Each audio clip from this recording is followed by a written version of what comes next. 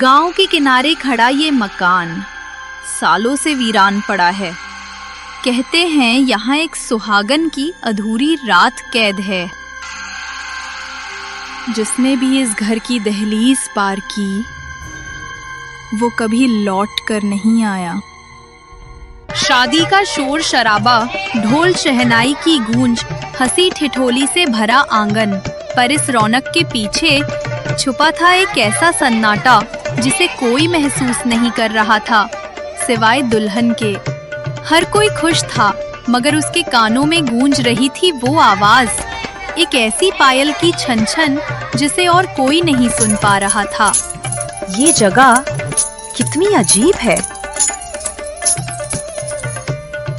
शादी के घर का शगुन मंगल गीतों और हंसी ठिठोली के बीच सजा था। गृह प्रवेश की हर रस्म पूरी हुई। सबको लगा जैसे खुशियों का संसार बसने वाला है, पर असल में उस आंगन में खुशियां नहीं, साए उतर रहे थे। पर किसे पता था खुशियों के बीच एक साया भी मौजूद है। आंगन के बीचों बीच सजी शगुन की थाली जिसमें हल्दी, चावल और फूल सुशोभित थे। चारों तरफ मंगल गीत गूंज रहे थे। बच्चों की हंसी वातावरण में घुल रही थी। लेकिन तभी अचानक एक तेज हवा का झोंका आया और वो शगुन की थाली जमीन पर गिर पड़ी। जहां होना चाहिए था मंगल, वहां छा गया था अब शगुन। थाली का गिरना मानो आने वाले अंधेरे का इशारा कर रहा हो।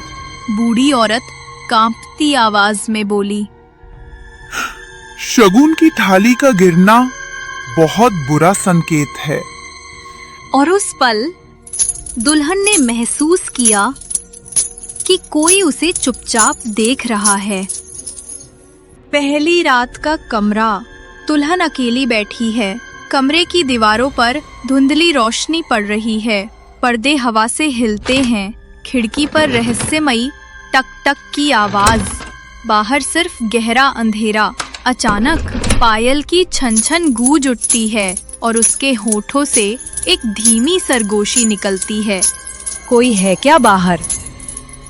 दीवार पर धीरे धीरे एक परछाई बनती है। परछाई दुल्हन जैसी लगती है, लेकिन उसके चेहरे पर दांत और लाल आंखें।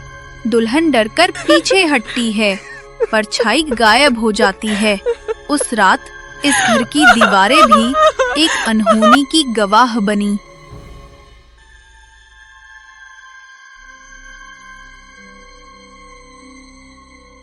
उस रात इस घर की दीवारें भी एक अनहोनी की गवाह बनी। अंधेरे कमरे में दुल्हन धीरे धीरे खड़ी होती है। मेरी रात अधूरी है। मैं अब भी दुल्हन हूँ। सालों बाद एक आदमी रात को उसी घर के पास से गुजरता है। पायल की छन छन सुनाई देती है। आदमी रुक कर सुनता है, डर से कांपते हुए कहता है, इतनी रात को ये कैसी आवाज है? सामने लाल कपड़ों में औरत खड़ी है। डरावनी मुस्कान के साथ उस आदमी को कहती है, आए हो तो बैठो, मेरी रात पूरी करो। आदमी भागता है। पायल की छन छन उसके साथ साथ बढ़ती जाती है। बिजली चमकती है। हर बार चुड़ैल और करीब नजर आती है। आदमी हाँफते हुए, हे भगवान बचा लो। आदमी खेतों से गुजरता है।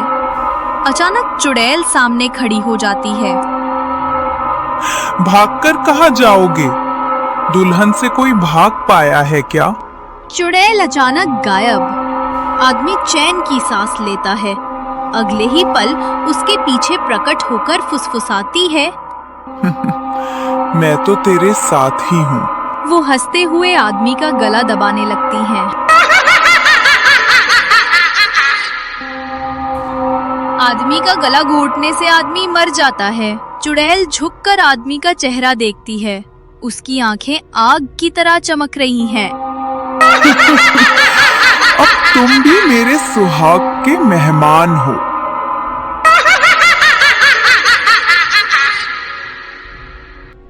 अगली सुबह घर के बाहर गांव वालों की भीड़ इकट्ठा है। औरतें धीरे धीरे फुसफुसा रही हैं। बच्चे अपनी माँओं की ओट में छुपे हैं। सबके चेहरों पर डर और बेचैनी साफ झलक रहा है। कहता था लाल जोड़े वाली औरत देखी थी, फिर कभी नहीं लौटा।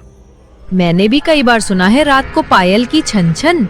ये घर अब मनहूस हो गया है। हमें पुलिस को बुलाना चाहिए, वरना अगला शिकार हम में से कोई होगा। बच्चे रोने लगते हैं। औरतें घबराकर एक दूसरे का हाथ पकड़ लेती हैं। कहा जाता है जिसने भी सुहागन चुड़ैल को देखा उसकी शादी कभी नहीं हो पाई।